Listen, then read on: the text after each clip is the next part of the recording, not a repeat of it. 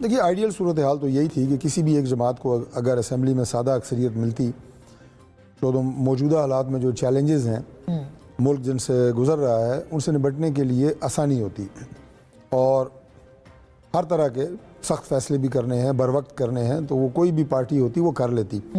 लेकिन जो एक कोalition गवर्नमेंट होती है वो to some extent compromised government ही होती है। तो ये चैलेंज जो है आप समझें कि बढ़ गया है। लेकिन अब जाहिर है जमातें तजर्बा रखती हैं। मुस्लिम लीग नून 3 दफ़ा मुल्क में मरकज़ में हुकूमत रही है, पाकिस्तान पीपल्स पार्टी रही है, और अगर संजीदगी के साथ हम इस चैलेंज को कबूल कर रहे हैं तो इंशाल्लाह with our dedication and conviction team जो बनेगी वो काम करेगी।